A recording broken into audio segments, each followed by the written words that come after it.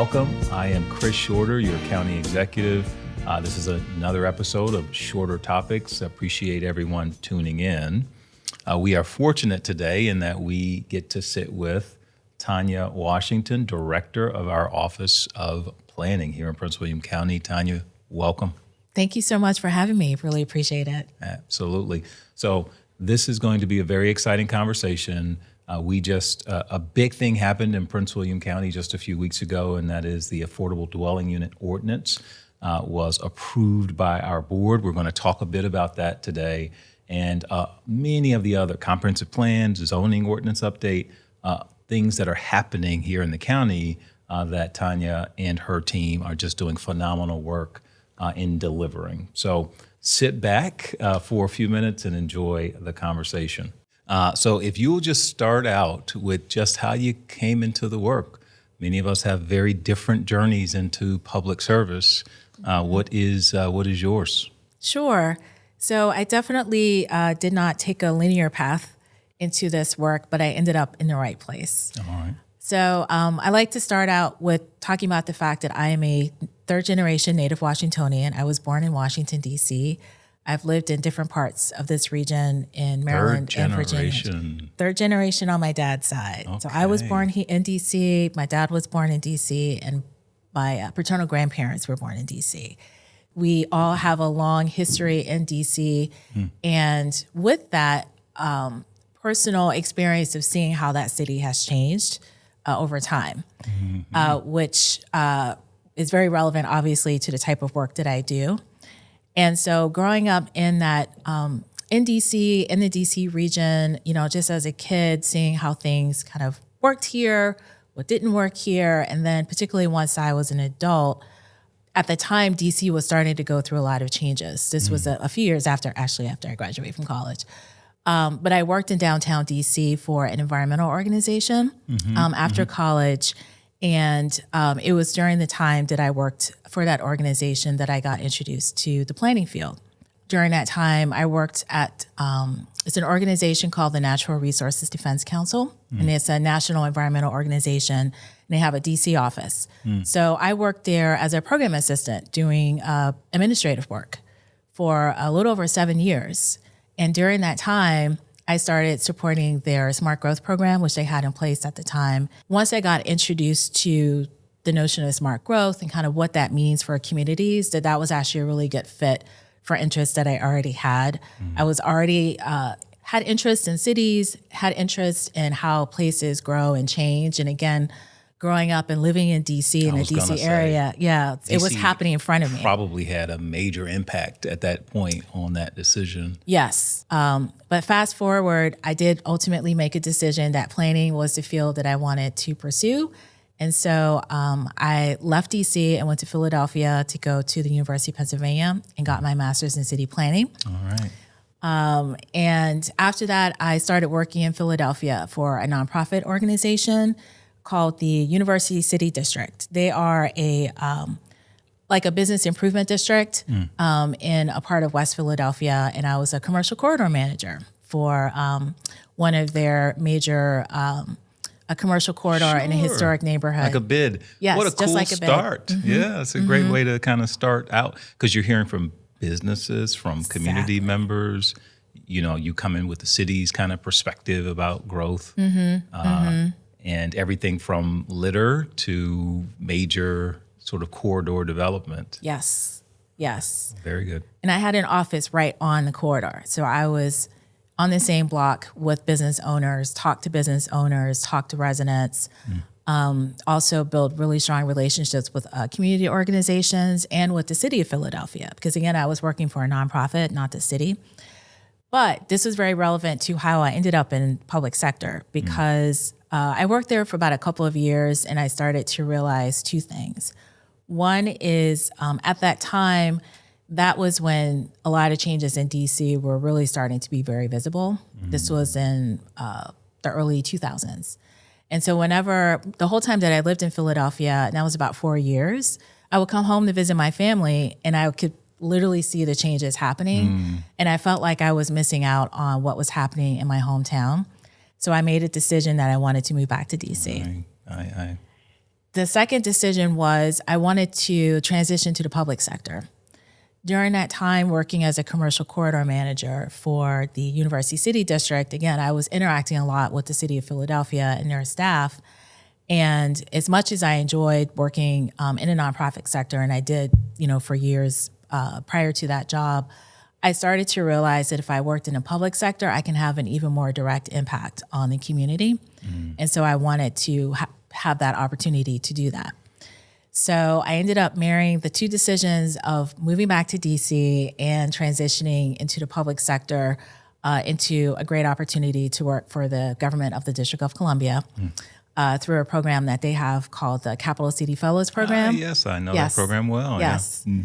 So, which is for individuals who are within 2 years of finishing graduate school, and you do rotations in different agencies over 2 years. That is the best way to start a public service career. So I did the same in New York at the Port Authority, where it was a rotational experience and you got a chance to see different programs within the organization and really, as a young professional, get a chance to make a proactive decision about where you want to be after, some experience, right? So I love the Capital City Fellows Program as well. So both those decisions were the right decisions, and going into planning was the right decision. So it worked out. So hearing that kind of journey into planning, that your hometown essentially inspired it, which I can completely relate to. Now that you are solidly leading in the planning field, not just here in Prince William County, but you sit on a number of boards and assist in other ways. For the listeners who aren't as familiar with what a planning office might do for a jurisdiction, just if you'll just spend a minute or two talking about what planning does. Sure. Yeah. To make it sort of really simple, something that I've shared with some folks, especially with kids, is, you live in a particular community. You see homes, you'll see libraries, stores, roads, bike lanes. There are people who decide that those things should go there. That's essentially what we do. We don't do it alone. We do it with community members. We do it with elected officials, with other professionals. But ultimately, we help to create a vision and the actual plans for how a community should develop and grow and change. I love that description. Yeah. As a community, Prince William County, I imagine that most of the folks who listen to this will know, some may not, that we are growing at extremely fast rates here in Prince William County, that we are now just below 500,000, some say above, and we have a lot of work to do to make sure that we continue to make this community a one where the quality of life is one that we could be proud of. That includes a lot of what you just mentioned: the recreation centers, the senior centers, the appropriate transportation corridors, et cetera. Talk to us about how you in the planning team is working now to make sure that we are prepared for the future. Sure. Yeah. Well, one thing I would definitely start with is that we have a comprehensive plan for the county. That was last updated in 2022. Our board adopted that, and comprehensive plans serve as the overarching vision for how a community will grow and change over time. So we always, in our planning work, we always start with a comprehensive plan. And Prince William County's comprehensive plan already identifies parts of the county that should grow in the future, to what scale they should grow, to where housing should go, where more amenities should go, where more public facilities should go. So we already have some guidance in place through the efforts that were done to update our comprehensive plan that really shapes the work that we do on a day-to-day basis.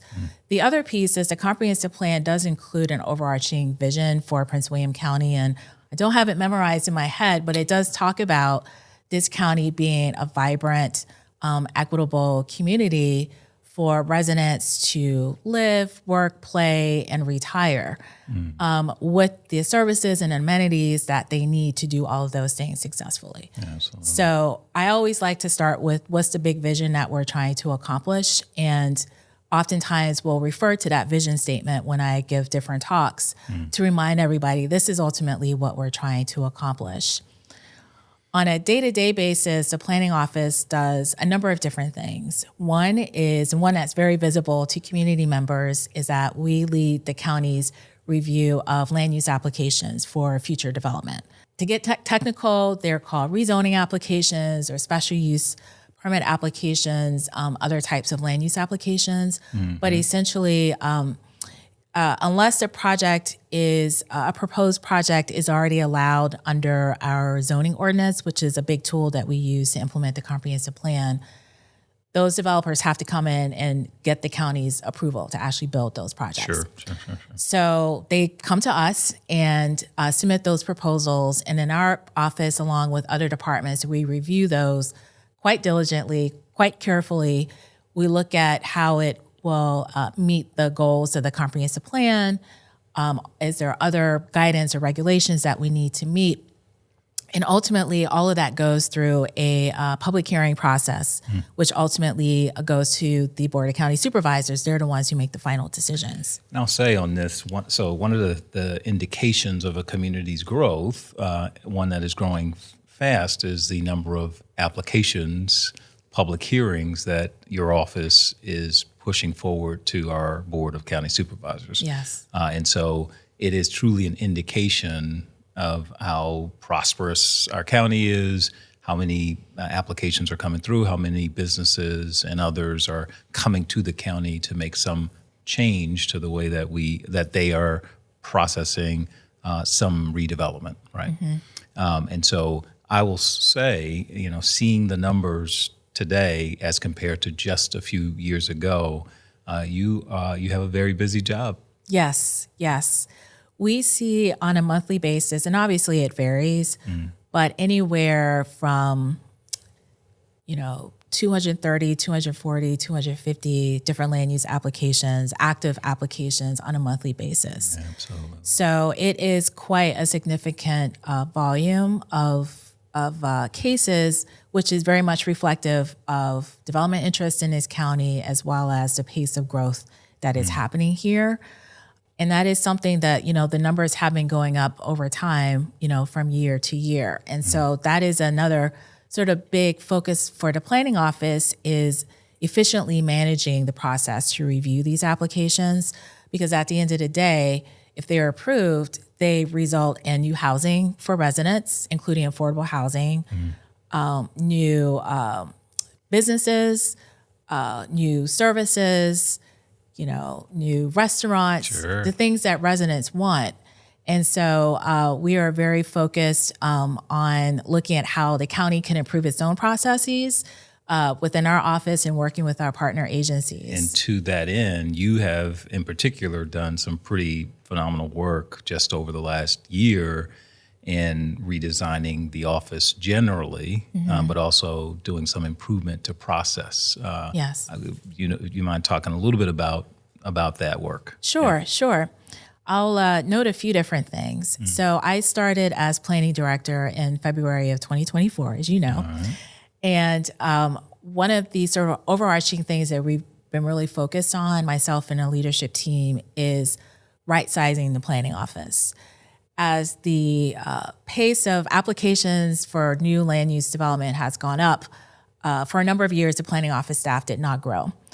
Fortunately, before I started, you provided some resources to our office, and the board provided some new positions around the time that I started. So we had some improvements going on in that direction.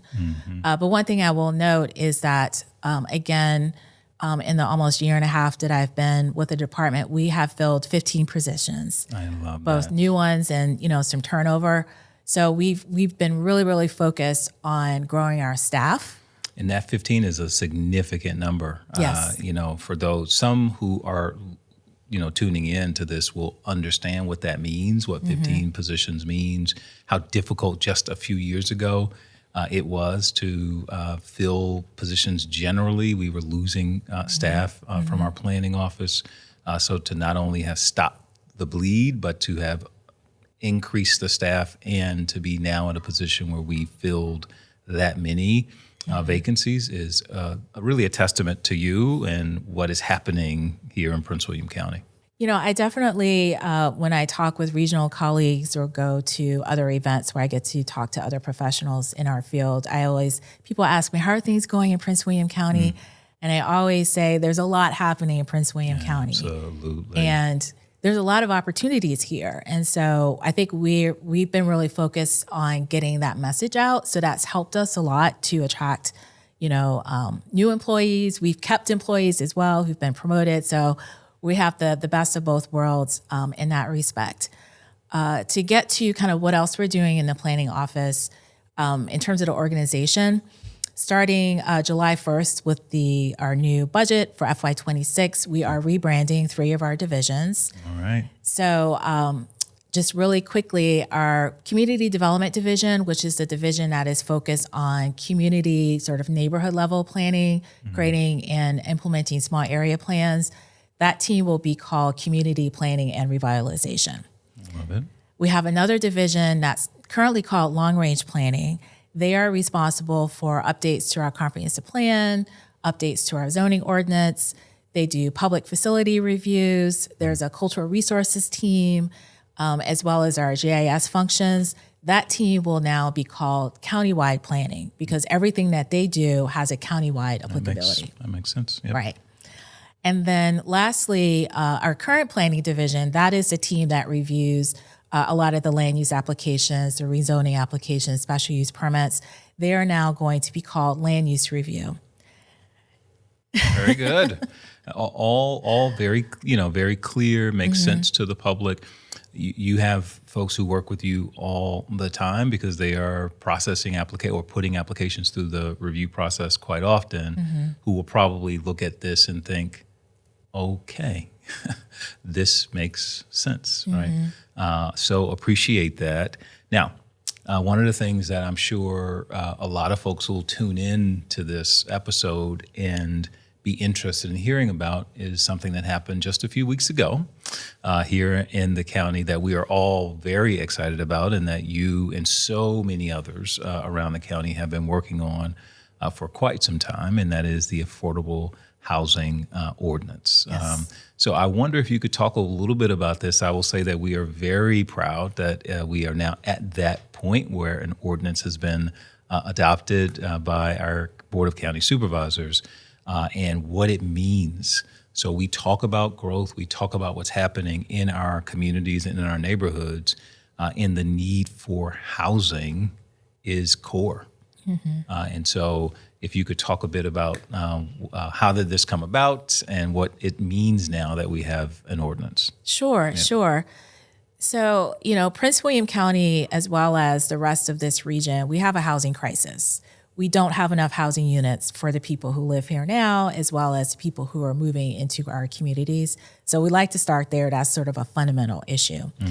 And so the Affordable Dwelling Unit Ordinance is one strategy to help to address that larger issue. Related to the overarching need for just more housing, period, we need more affordable housing.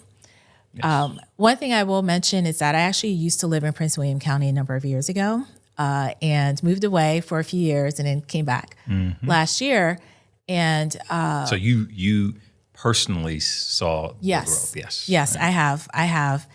And, when I lived here before, Prince William County had a reputation as being relatively more affordable to purchase a home compared to other parts of Northern Virginia. But when shortly before I started this job, when my hire was announced, I started hearing from people in this county who already wanted to talk with me already. But one of the first things that I heard was that Prince William County is becoming too expensive to live here, too expensive to purchase a home. And I was frankly shocked. But once I started to see the data on the housing prices and the rise in the housing prices, it became very clear that this is very much an issue. We have, folks who live in Prince William County who want to purchase a home and they're now looking at Stafford County or Fauquier County because it's cheaper, it's more affordable for them. We have employees in the county who live in those communities as well. And so we have a very strong need for housing that is affordable at lower incomes. Again, through our 2022 update to the comprehensive plan, it has a housing chapter that lays out a whole series of policies around the need for more housing, but also speaks to the need for more affordable housing. And it includes as an action strategy to create an affordable dwelling unit ordinance. Before I get into before you on employees, because I Yes. think not just for Prince William County employees, but for other governments north of us, what it means when our employees can't live here is that they are on the road every evening going home, Exactly. or the AM commute that affects us all, right, is that much worse. So housing isn't just housing. Housing is transportation. Housing is Exactly. quality of life. All these other things that make a community, what we want it to be. So Exactly. just wanted to make sure I added that because it's sometimes a connection that our folks aren't making, right? That we are not just talking about housing. We're talking about a whole bunch of other puzzle pieces to making a Right. community what it is, right? Well, and housing is also economic development as well. Yeah. For Prince William County, we're always looking for new employers to come here to create new jobs, to expand their businesses. But they are also looking at making sure whatever community that they go into is affordable for their employees as well. And that can sometimes be a factor in deciding whether or not to even go into a particular community. So that's another important connection. One thing I was going to mention with regards to the comprehensive plan, so even back in 2022, it includes some guidance to encourage and to incentivize affordable housing units. One of the things that it does is basically, if you're a developer putting in a rezoning application, you can, to use a technical term, proffer to include 10% of those housing units as affordable, then you get 20% bonus density. Essentially what that means is if I dedicate a portion of these housing units to be affordable at, to get into some more technical terms, 80% area median income or 120% area median income, then I can get some additional density and basically build more units. Yep. So that's basically how that works. And that has been the way that we have gotten affordable units over the last several years. So that does work. What the Affordable Dwelling Unit Ordinance does is it creates new incentives to incentivize the production of affordable housing. It offers bonus density, not just at the 80% area median income level, but down to the 50% area median income level. And to kind of share a bit of insight of what that looks like within our field, 50% area median income, that is considered very low income. So those are residents who are, who particularly struggle to find housing that's affordable for them. And that price point is a challenge to actually get housing that is affordable at that price point.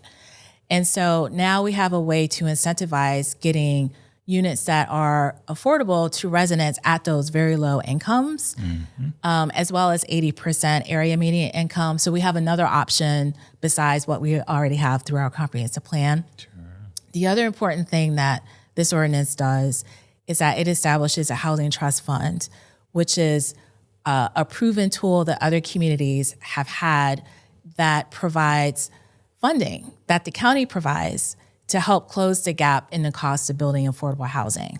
Which is such an important sort of glue, if you will, for some developers who may have a gap, that small Exactly. gap, and who just need a little bit of help to Exactly. provide what we need as a community to unlock more housing. Exactly. Yeah. And, I will say that, while we were working on this ordinance to get it to the finish line with the board, the housing office was hearing from developers. We were hearing, when is this going to be available? We're interested in a housing trust fund.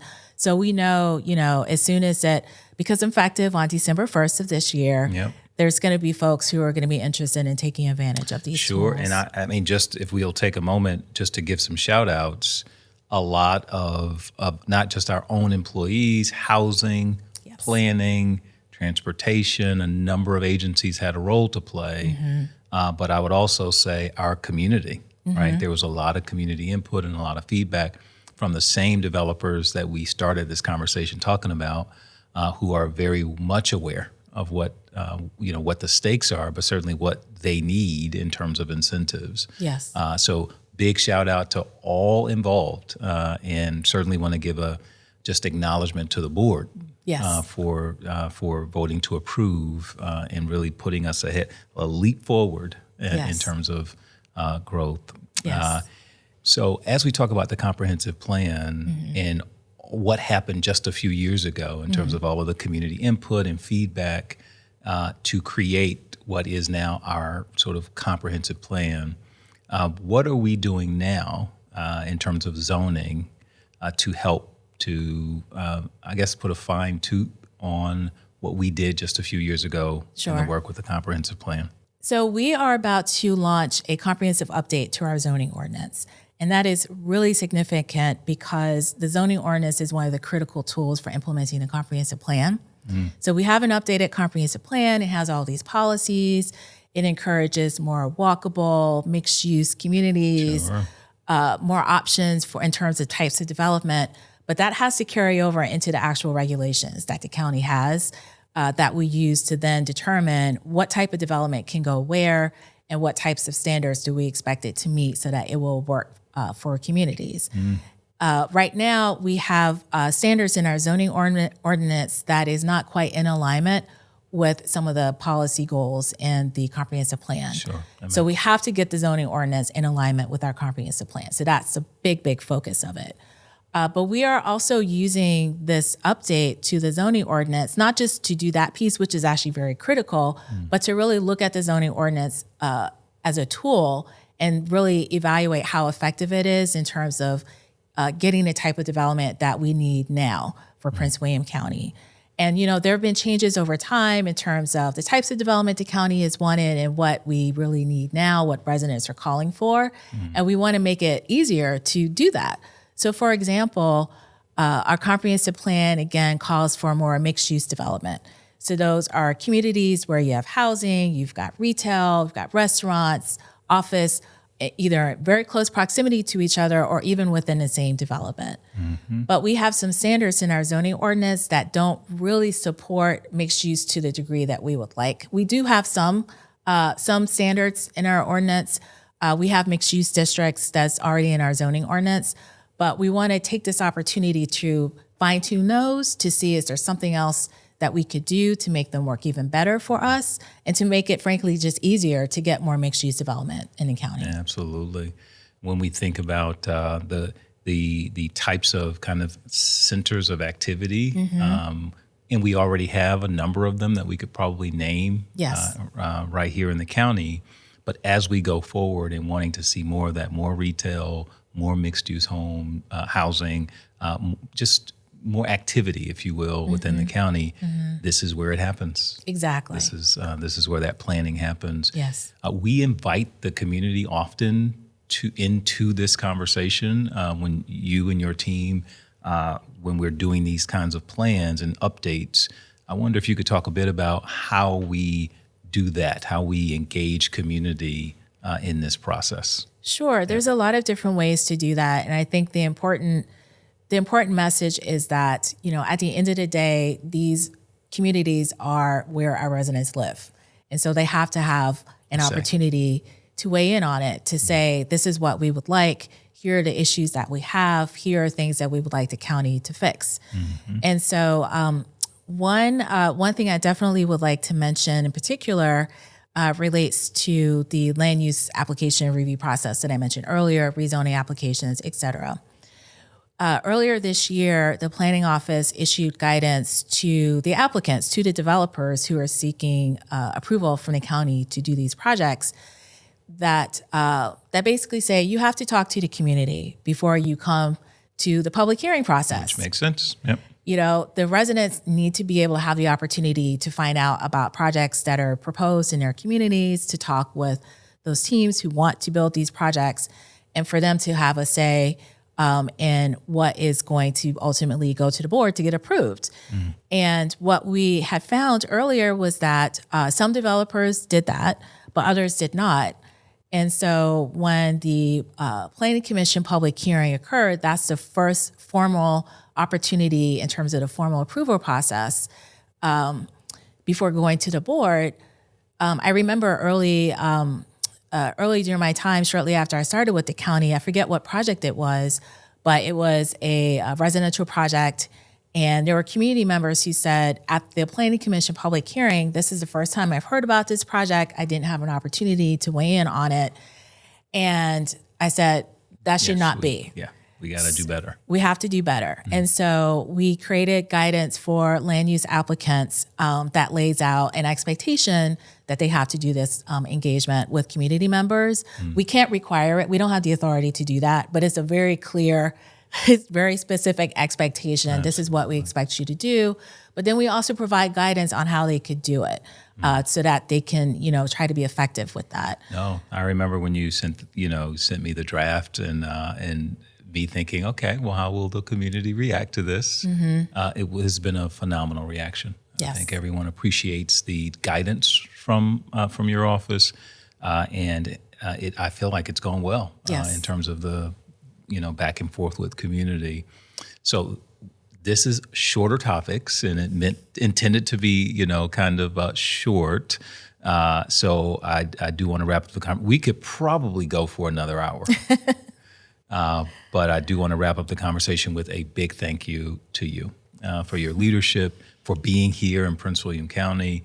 Your team is just doing phenomenal work. So I had to get you on, especially given what we just saw from the board in terms of the Affordable Dwelling Unit Ordinance. So thank you for being here. Thanks for spending some time with us. Thank you for all that you're about to do in terms of the work here in Prince William County. So thank you. Thank you very much. I really appreciate it.